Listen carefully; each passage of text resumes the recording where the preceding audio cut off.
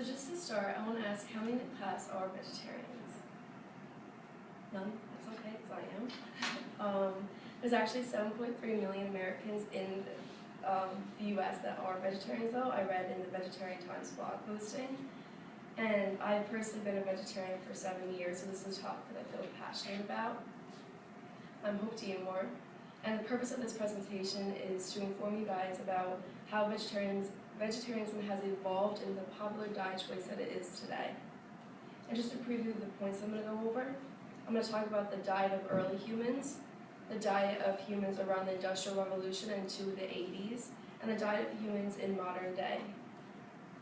I'm going to define vegetarianism for you guys if you're not familiar. This is a definition from a Vegetarian Times magazine that's archived in Google Books, written by Paul Obis.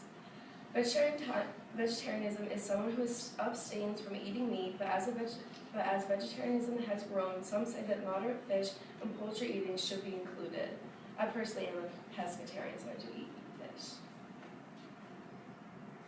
And the diet of early humans, I found in the Power of Your Plate book, written by Neil Barnard, that early humans ate like apes. They used their hands, so they kind of ate what they could reach with their hands, which was plants, berries. They didn't go and think that they could kill another being with just their hands.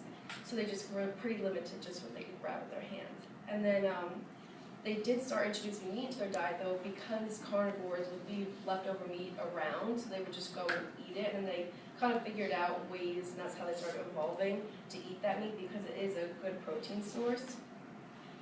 But our bodies still have not gotten used to eating meat, and that's why there is disease caused from eating excessive amounts of red meat, like such as heart disease.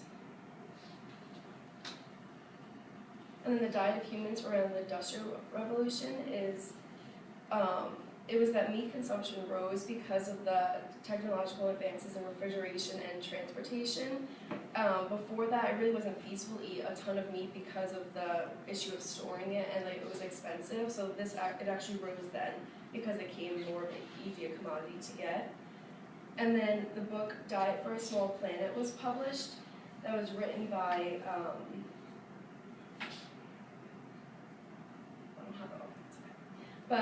that's when the vegetarian craze kicked off, is when the Diet for a Small Planet was published. Because before that, people didn't think that they could survive on a vegetarian diet at all. They just didn't think that you would be able to function, have enough energy. But then when the book was published, The Diet for a Small Planet, it ended up being a false research, because it said you had to do protein combination, and that's false. Like, she said that you needed to eat beans and rice to get a full protein serving like you would with chicken. But that was false. I read that in the Vegetarian Guide, a website written by Michael Blue Jay. And then today, the diet of humans, there's about 3.2% of Americans that are vegetarian today. And although that might seem low, it's increasing, and 10% of people try to follow a vegetarian inclined diet, even though it's not strictly. It's still there. People are trying to make an effort to, because of the medical evidence that was found in the McDougall Plan that was written in 1990 by John McDougall, showed that the medical evidence of the vegetarian diet was that could help cure diseases. And that also led to a new food pyramid that focused on grains, vegetables, beans, and fruits, instead of the old food pyramid, which was fats and meat as the main source. And also today, people are much more socially aware of the effects of eating excessive amounts of meat, and everyone's going for eco-friendly trends, so being a vegetarian falls along with that. So just in conclusion, the purpose of my presentation was to teach you guys just how vegetarian has evolved in the popular diet choices today, and how it started from the diet of early humans, which ate like apes, and they were pretty limited to what they could eat with their hands. And then the diet around the Industrial Revolution, when meat consumption rose. And I just want to ask you guys a question. Does anybody know when I said the vegetarian craze kicked off? What book was published? Olivia? Diet of a Small Planet. Correct. Thank you.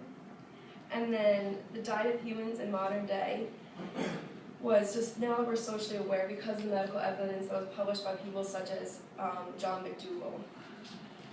And in my final statement, I would just add an interesting fact about vegetarianism is that people normally associate the hippies in the 60s as like the tree-hugging vegetarians, but really the vegetarian movement didn't start until the 70s when the Diet for a Small Planet was published. And I read that in the Vegetarian Guide.